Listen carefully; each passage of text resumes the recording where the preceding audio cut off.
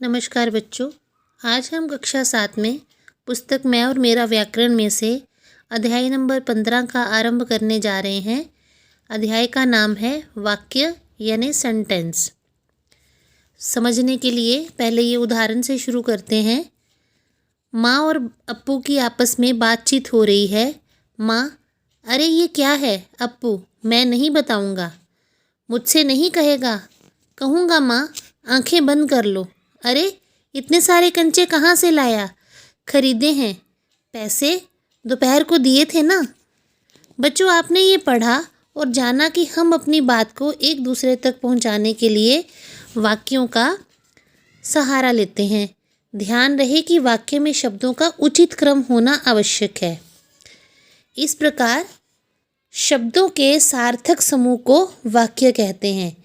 ये तो हम सब जानते हैं, आप पहली कक्षाओं में भी पढ़ चुके हैं कि शब्दों का व्यवस्थित और सार्थक समूह जो होता है, यानी उसका क्रम भी सही होना चाहिए और उसका कोई अर्थ भी निकलना चाहिए उस समूह का, उसे वाक्य कहा जाता है। अब वाक्य के अंग कितने होते हैं? यहाँ वाक्य के भेदों की बात नहीं कर रहे हैं, ये वाक्य के अंग हैं। एक वाक्य में साधारण रूप में कर्ता और क्रिया का होना आवश्यक है। इस आधार पर वाक्य के दो मुख्य अंग होते हैं। वाक्य के अंग में पहला अंग है उद्देश्य, दूसरा अंग है विधेय। अब हम जानेंगे कि उद्देश्य क्या होता है। देखिए, उदाहरण के तौर पर ये वाक्य लिखा गया है। दो औरतें बातें कर रही थीं, या मान्या ने गीत सुनाया। ये दो वाक्य आपके सामने हैं।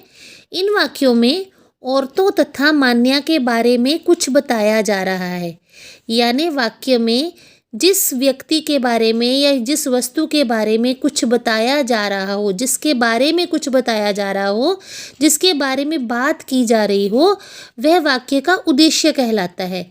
यहाँ देखिए, बातें कर रही थी, किसकी बात हो रही है? किसके बारे में कहा जा रहा है कि बातें कर रही थी? औरतों के बारे में। यहाँ पे गीत सुनाया, किसने गीत सुनाया? किसकी बात हो रही है? किसने गीत सुनाया? तो मान्या ने, है ना। तो इन वाक्यों में औरतों तथा मान्या के बारे में कुछ बताया जा रहा है।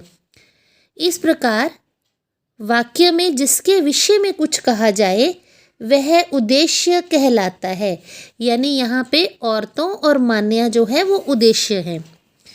अगला है विधेय। विधेय क्या होता है? अब यहाँ पे हम उदाहरण पढ़ते हैं। छोटा बच्चा रो रहा है, लेखक कहानी लिख रहा है। अब देखिए, यहाँ पे पहले जैसे हमने यहाँ देखा था कि किसकी बात हो रही है, तो यहाँ किसकी बात हो रही है? छोटे बच्चे की। लेकिन विधेय में ये बताया जा रहा है कि उद्देश्य के बारे में बात क्या हो रही है। यहाँ छोटा बच्चा उद्देश्य है, जैसा कि हमने ऊपर सीख लिया। अब उद्देश्य के बारे में क्या बात हो रही है? छोटा बच्चा क्या कर रहा है? रो रहा है। लेखक क्या कर रहा है? कहानी लिख रहा है। किसकी बात हो रही है? कौन कहानी लिख रहा है? लेखक। तो लेखक तो हो गया उद्देश्य, लेकिन लेखक क्या काम कर रहा है? क्या बात हो रही है लेखक के बारे में? ये बात हो रही है इसमें कि वो कहानी लिख रहा है, तो यहाँ कहानी लिखने की बात कही जा रही है। तो इन वाक्यों में उद्देश्य के विषय में जो कुछ कहा जा रहा है, बच्चे के विषय में क्या कहा जा रहा है कि वो रो रहा है, तथा लेखक के विषय में क्या कहा जा रहा है कि कहानी लिख रहा है। ये जो वाक्य हैं वो है विधेय। यानी अगर हम वाक्य में जिसकी बात करते हैं वो तो होता है उद्देश्य, और उद्देश्य के बारे में जो बात की जा रही है वो बन जाता है विधेय। जैसे यहाँ बच्चा उद्देश्य था तो रो रहा है, विधेय है। यहाँ लेखक उद्देश्य है तो कहानी लिख रहा है, विधेय बन गया।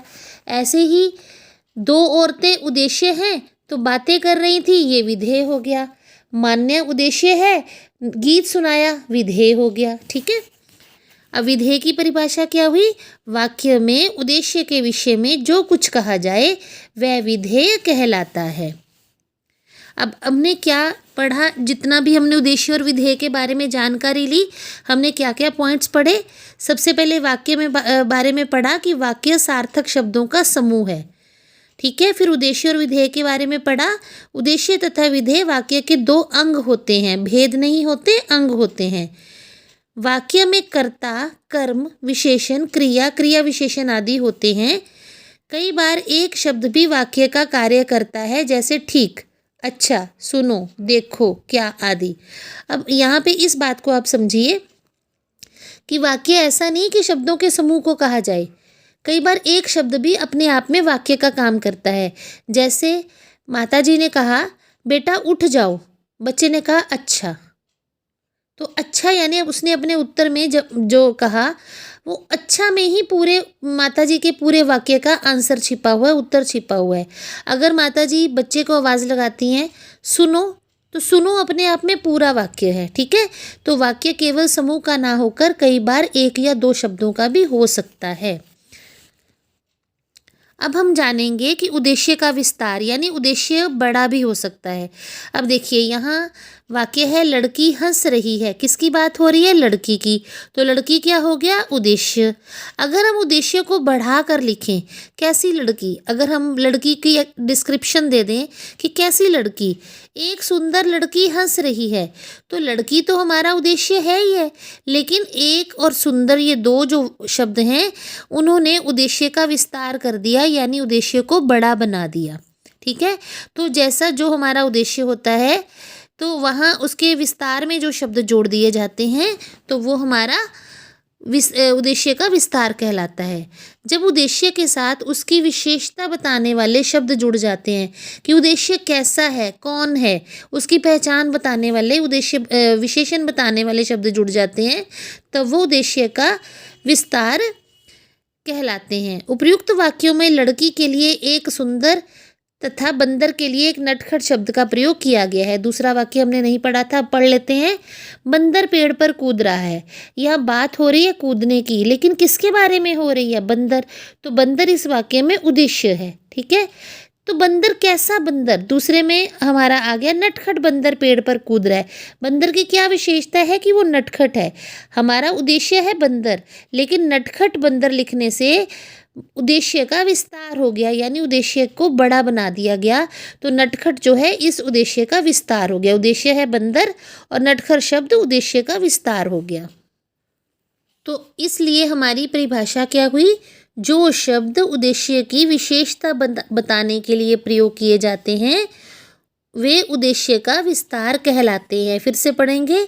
जो शब्द उद्देश्य की विशेषता बताने के लिए प्रयोग किए जाते हैं वह उद्देश्य का विस्तार कहलाते हैं।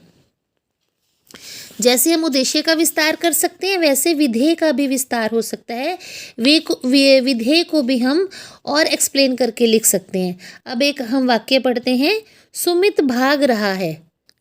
अब देखिए, भाग रहा है, किसकी बात हो रही है? सुमित की। यहाँ सुमित उद्देश्य है और सुमित के बारे में क्या बात हो रही है कि वो भाग रहा है। तो भाग रहा है इस वाक्य का विधेय है। ठीक है, अब ये विधेय है। अगर हम कहते हैं इसी बात को और एक्सप्लेन करके कि सुमित सड़क पर भाग रहा है ना, तो सुमित तो उद्देश्य है, भाग रहा है विधेय हो गया वाक्य का। लेकिन कहाँ पर भाग रहा है? भागने की क्रिया कहाँ पर हो रही है? सड़क पर। तो सड़क पर भाग रहा है, ये भागने की क्रिया को एक्सप्लेन कर दिया, उसकी विशेषता बता दी कि विधेय का विस्तार कर दिया कि कहाँ भाग रहा है? सड़क पर भाग रहा है। तो ये सड़क पर जो दो शब्द जोड़े गए विधेय से पहले, वो विधेय का विस्तार हो गए। ऐसे ही ये दूसरा वाक्य देखते हैं।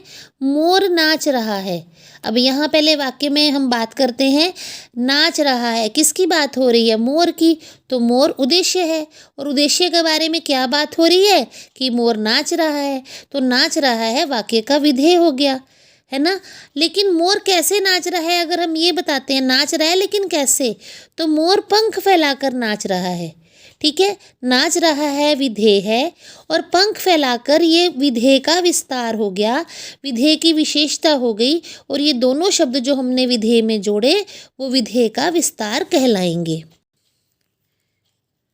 कभी विधेय अकेला आता है तो कभी क्रिया विशेषण कर्म आदि के साथ। पहले वाक्य में विधेय भाग रहा है, जबकि दूसरे वाक्य में उसका प्रयोग सड़क पर कर्म के साथ किया गया है। यही विधेय का विस्तार है। अगर ये बात आपको समझ में नहीं आई तो आप सीधी सी ये बात समझिए, जब विधेय को और डिस्क्राइब कर दिया जाता है और विस्तार से बताया जाता है और उसके बारे में विशेषता बता दी जाती है, तो वो विधेय का विस्तार कहलाता है। जब उद्देश्य के बारे में कोई स्पेशलिटी बताई जाती है तो वो उद्देश्य का विस्तार कहलाती है, और जब विधेय के बारे में ज़्यादा खोलकर विस्तार से बताया जाता है तो वो विधेय का विस्तार कहलाता है। आज की वीडियो यहीं पर। कल की वीडियो में हम आगे वाक्य के भेद कौन कौन से होते हैं उसके बारे में पढ़ेंगे। धन्यवाद।